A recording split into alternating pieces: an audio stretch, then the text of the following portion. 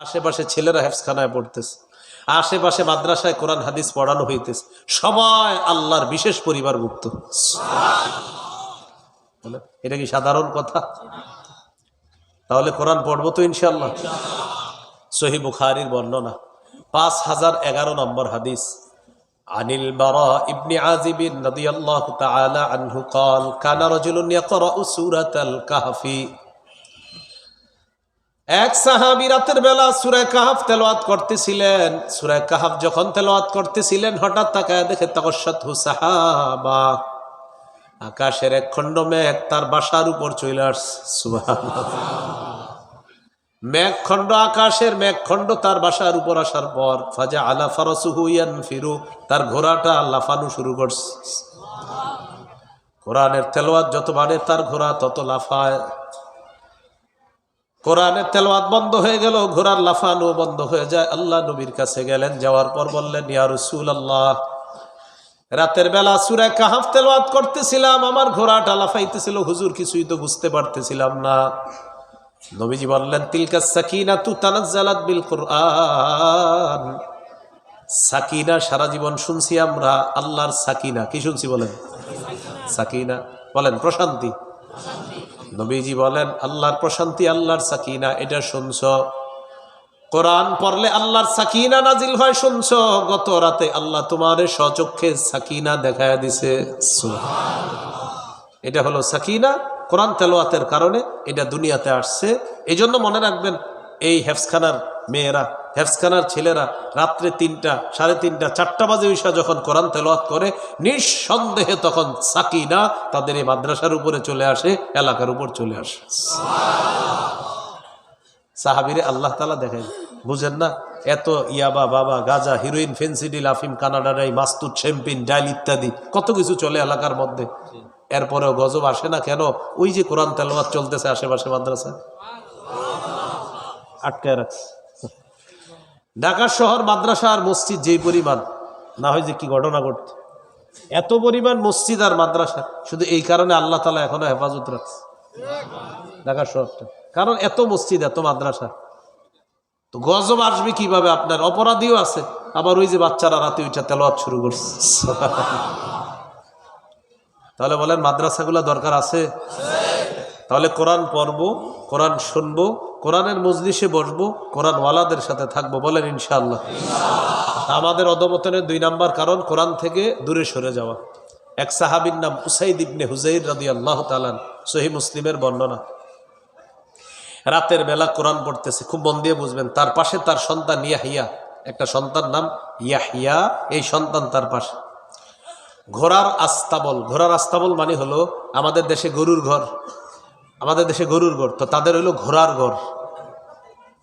তো ঘোড়ার ঘরের মধ্যে উনি কোরআন তেলাওয়াত করতেছে, পাশে তার সন্তান ইয়াহিয়া শুয়ে আছে। তো উনি বলেন, আমি পড়তেছি, আকাশের এক খণ্ড মেঘ আসছে, তবে আশ্চর্যের বিষয়, মেঘখণ্ডের ভিতরে ছোট্ট ছোট্ট লাইট দেখা যাইতেছে, লাইট, বাতি। ফিহা আমসালুস সুরুজ, ছোট ছোট বাতির মতো। আমি তেলাওয়াত করি, আমার ঘোড়াটা লাফায়। আমি যত বলি ঘোড়া তত লাফায়। আমি টেনশনে পড়ে গেলাম, যেই পরিমাণ লাফানো শুরু হয়েছে, না জানি আমার সন্তান ইয়াহিয়ার উপরে লাফ পড়ে যায় আর আমার সন্তান মারা যাবে। আমি তেলাওয়াত বন্ধ করে দিলাম। তেলাওয়াত বন্ধ করে বাহিরে আসলাম, এসে দেখি কি ওই মেঘখণ্ডটা শূন্যের উপর চলে যাচ্ছে। হঠাৎ মেঘখণ্ডটা বিলীন হয়ে গেছে, আমি আর দেখতে পাচ্ছি না। সকালবেলা নবীর কাছে আসছে, হুজুর রাতে একটা ঘটনা ঘটছে, এটা শোনাইতে আসছি আপনার, বলো কি ঘটছে? ইয়া রাসূলুল্লাহ, রাতের বেলা কোরআন তেলাওয়াত করতেছিলাম, হঠাৎ আমি তাকায় দেখি আমার ঘোড়াটা লাফায়। আমি আবার কোরআন তেলাওয়াত করি, আমার ঘোড়া লাফায়। যত তেলাওয়াত করি তত লাফায়। তেলাওয়াত বন্ধ করি, ঘোড়া আর লাফায় না। হুজুর তাকায় দেখি একটা মেঘখণ্ডের মতো, ফিহা আমসালুস সুরুজ, এটার মধ্যে ছোট ছোট বাতি দেখা যায়। নবীজি বললেন, ইকরা ইবনে হুযাইর, ও উসাইদ ইবনে হুযাইর, তুমি আরো কোরআন তেলাওয়াত করতা যদি। সাহাবী জবাব দিলেন, হুজুর আরো তেলাওয়াত করলাম, ঘোড়া আরো লাফায়, মেঘখণ্ড আরো নিচে আস। নবীজি বললেন, ও উসাইদ ইবনে হুযাইর, তুমি যদি আরো তেলাওয়াত করতা। সাহাবী জবাব দিলেন, হুজুর আরো তেলাওয়াত করছি। ঘোড়া আরো লাফায়। নবীজি বললেন আরো যদি তেলাওয়াত করতা। সাহাবী বলেন হুজুর আরো তেলাওয়াত করছি, কিন্তু ঘোড়া আরো লাফায়। নবীজি বলেন আহা আরো যদি পড়তা। হুজুর আর পড়ি নেই। সাহাবী বলতেছে কেন? খাশিতু আন তাতা ইয়াহইয়া, আমি ভয় পেয়ে গেলাম আমার সন্তান ইয়াহইয়ার উপর। ওই ঘোড়ার পা পড়ে যাবে, লাফাইতে লাফাইতে আমার সন্তানটা মারা যাবে, তাই পড়া থামিয়ে দিলাম। নবীজি আবার আক্ষেপ করে বললেন ইকরা ইবনে হুজাইর ও উসাইদ ইবনে হুজাইর, তুমি যদি আরো কোরআন তেলাওয়াত করতা। সুবহানাল্লাহ। নবীজি বললেন জানোনি ওই যে মেঘখণ্ড দেখলা আর এটার মধ্যে বাতি দেখলা, কি দেখছো? তিলকাল মালাইকাতু তাসতামিউ লাক, এরা ছিল আল্লাহর ফেরেশতা, অসংখ্য গণিত ফেরেশতা, সরাসরি দুনিয়াতে আসছে তোমার কোরআন তেলাওয়াত শোনার জন্য। শীতকালে মাঝে মাঝে রাতে একটু কোরআন তেলাওয়াত করেন, বলেন ইনশাআল্লাহ। হঠাৎ আপনি রাত 4টা বাজে ঘুমাই গেছে, তাকায় দেখেন আশেপাশে সব অন্ধকার, সবাই ঘুমাইতেছে। আপনি উজু কইরা একটু বৈশা বৈশা কোরআন পড়বেন, হ্যাঁ আল্লাহ খুশি হবে। অথবা নামাজে দাঁড়ায় পড়েন, এরপর কোরআনটা খুইলে একটু পড়বেন, আল্লাহ তাআলা খুশি হবে, ফেরেশতাদেরকে সাক্ষী রাখবে।